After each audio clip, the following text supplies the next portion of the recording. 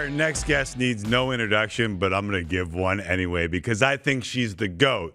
And I think not only do the stats back it up, but the class, dignity, and leadership that she brings makes it even easier for me to use that term. The all-time leading goal scorer in international football history, men, women, children, it doesn't matter. 187, and it's been nearly 187 on anyone who has faced her in a big game. Already a Lou Marsh Award winner. An officer of the Order of Canada, two-time Olympic medalist. Oh, hold on.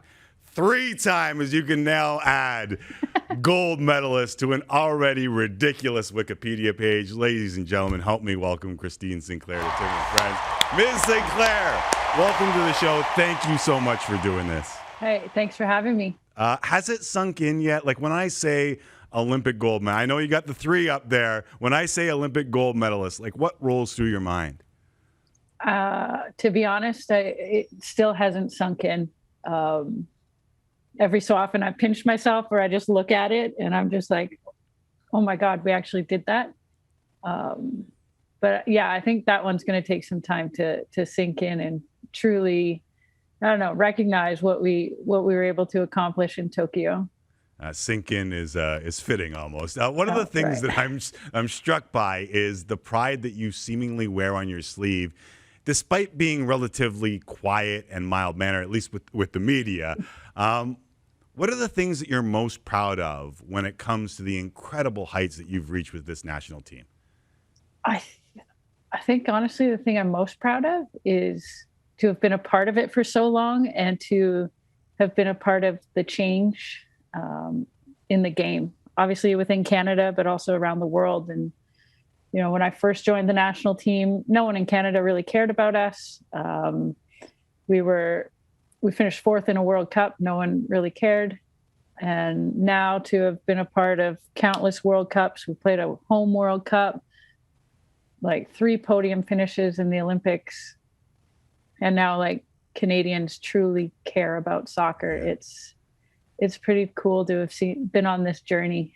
Did you feel the love from, like, I know it was tough. There were no fans in Tokyo or Yokohama. There was no fans. And did you feel the love from Canada? Absolutely. I mean, we're all on social media. We all talk to friends and family back home. You could feel it. You could tell. And even just talking to, my family, they're like, everyone's watching, even though it's on at 5:00 in the morning. Yeah. The country's going crazy. I mean, obviously, especially after we beat the U.S. in the semifinals, that's when, things really started to build up and, okay, this is going to be special. But yeah, we could feel it over there. Nice. I love saying, it's a saying that I have and I've used for a long time. Special players make special plays on special days. So I'm going to go back to London 2012 semifinals against the U.S. And I said it off the top of the show. It might have been the most impressive performance I have ever seen on a pitch. And I'm not just saying this because you're here. Hat trick against the very best. And I thought the way that ended was a travesty, to be honest with you. I thought you were robbed of an absolute storybook. Does this gold make up for that game? I think it probably makes this gold sweeter. And just how we got the gold. Yeah. We joked after we had won that we felt like we had won gold twice, in that we had beaten the Americans to reach the gold medal game and then won that game. For me, it was, a little revenge, even though the teams are so different. I mean, on the U.S. side, there's only a handful of players that were part of that 2012 game. On our side, there's only a couple. So the teams were completely different, but like I'd been waiting 9 years for that opportunity again. What did it feel like when you got it and then advanced through? Oh, I was just, so proud of our team. It was weird because against the U.S., you just always feel like they're going to score. That's what they do. They always find a way to come back. And this team, we just had this quiet confidence of ourselves, and we actually never thought they were going to score. As soon as Jesse put that PK in, it was like, all right, we got this. Then the celebration started. I want to get back to that PK in a second, but speaking of that American team, Abby Wambach scored the tying goal in London, broke the hearts of many Canadians, might be one of the contenders for that GOAT title. She and her wife posted video that we just showed of Abby watching the gold medal game, congratulating you in Canada and getting a little emotional. Did you see it, and what did you think of it? Yeah, I've seen it, obviously. Yeah. And, you know, the world of women's soccer is so small. Yeah. Obviously, we put on, whether it's your national team jersey or your club jerseys, and your opponents and your fierce competitors, but then the whistle ends and we all know each other so well. And yeah, it was an honor to hear that from her. I mean, she's probably been my fiercest competitor over the course of my career, and she led her team to countless victories and gold medals, World Cups. Yeah, so to just see something like that was pretty special. I think it speaks to your class and dignity. It's awesome. I know part of the reason that we have the honor of talking to you today is because of your work over the years with multiple sclerosis and something that you know all too well. And today is A&W's Burgers to Beat MS campaign. $2 from every team burger sold at A&W Canada today will go to funding MS research. Why is this program something that you wanted to be a part of and you have been for years now? Yeah, so this is my 5th year. And it's a cause that's very close to my heart. My mom was diagnosed with MS 41 years ago. So I grew up in a family with a parent that was living with MS, and I've seen the toll it takes on the individual and obviously the people around that person. And it's heartbreaking and devastating. And this was an opportunity to bring some awareness to this cause and, hopefully raise a ton of money. I will tell you that A&W is a part of my 11-year-old and I's post-baseball routine. It'll be a teen burger tonight as they play tonight in Scarborough. Deal. I remember back to what I'll call an interesting debate from the 2019 World Cup when you gave a penalty kick to Janine Becky down 1-0 to Sweden. Becky was stopped, and people questioned, why didn't Christine Sinclair take it? And I thought everyone handled that so well. And for me, there was, eventually there had to be more than just Christine Sinclair on the Canadian national team. So perhaps it was fitting, maybe poetic justice in how much penalties played into this tournament. Did you feel that same way? Oh, I mean, penalties are the worst things. But gosh, we love VAR right now.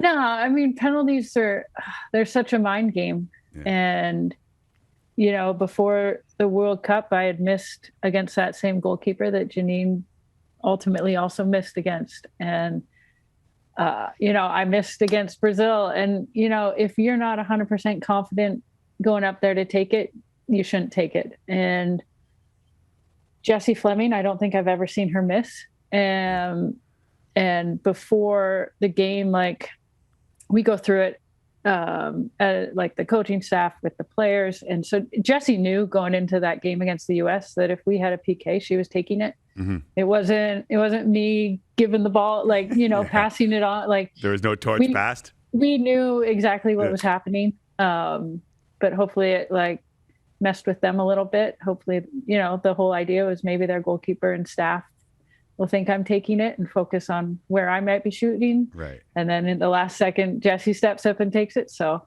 it's just such a mind game. And man, she was clutch. Do you allow yourself to have the pride in watching Fleming step up in a 66 minute and hammer a goal home, or a 20-year-old Julia Grosso, that? Scoring that goal on that stage, given the history of penalties in Canada, to me, it just seemed like poetic justice. Did you give yourself the time? I don't know if it's proud mama bear, since we're talking about A&W burgers here. Is there any part of that when you're looking at, these kids that some people in the past criticized you for giving a penalty to? No, I mean, of course I'm proud of them. Yeah. Someone like Jessie, I've been a part of her development over the past, what's it been 6 or 7 years on the national team. And they're ready. That's the thing. Like as a team, we were ready. Individually, we were ready. I mean, we had practiced PKs every single day that we'd been in camp. We'd done our homework. We studied the goalkeepers we were facing. We were as ready as you can be. And then it's in that moment stepping up. But it was just the same as I said earlier. We just had this confidence about ourselves, and then we've got Steph in goal. We know she's going to save a couple. And it's just crazy how it all turned out. Yeah, I had to get the Steph jersey in studio as a That's fellow fair. keeper myself. That's fair. That was unbelievable. I guess she earned it. Oh, she damn well earned it. Okay, so this seems like the storybook. This question is being asked. Have you had some time to think about what the future holds for you? It's funny. I was asked this yesterday, and I'm like, well, actually, I have a game tonight. So, I obviously I've thought about it, but I knew going into the Olympics, whether we won it all or crashed and burned, I was not going to make a decision right afterwards. That would be based out of emotions, and I've never been one to make decisions based on emotion. So I'm going to just take some time to think about it. I'm going to finish my season with the Thorns, hopefully win some more championships here. And we'll see. One more step last night. Big win. We did in PKs again. In PKs, I'm like, honestly. Yes. One day I'd love to have you back and talk about the 15-year-old woman. It's an unbelievable story on that Portland team. But I know we're running out of time here. And I saw you once open up with my friend Cabral Richards, cabbie on the street, and you were talking about celebrations, and I saw this side. I've heard of the friends and family sinky most of us don't know. I've heard stories of pep talks in London, in the dressing room, but I feel like you could do whatever the hell you want. Like, do you know what you want to do when it's done, or is the mind still singular on football and football now? I mean, of course, it's still on football. Like I was telling you earlier, just walked in from practice. Of course, that's still my number one focus. Yeah. But to be honest, I will stay involved in the game. It's given me so much, and it has, and I believe always will be, my passion. So one way or another, I'll stay in the game. Maybe after taking a little bit of a vacation. Maybe some time to yourself. Yeah. All right, last one. And I was watching a FIFA TV piece of you describing yourself watching the 1999 World Cup as a 15-year-old. Yeah. What would 15-year-old Christine Sinclair think of what 38-year-old Christine Sinclair has accomplished in the game? Honestly, I think the 15-year-old would be in disbelief. Honestly, even sitting here today, I can't believe what my career has panned out to be, the amazing memories I have, the heartbreaking defeats I've experienced. And like I said earlier, just seeing the growth of the game. When I was sitting watching the 99 World Cup, I don't think this wouldn't have been in my wildest of dreams. What Canada's achieved, what I've been able to achieve, what women's soccer around the world has been able to achieve. So I think, probably sitting there, I'd probably want it even more, knowing what was possible. What an amazing journey. And I know that a lot of Canada has walked a few of those roads with you, and are proud to see that there is a gold medal that now adorns wherever you want to put it in the house. Appreciate you doing this with us, and I know the fans appreciate you coming on and talking to them. Awesome. Well, thank you so much for having me.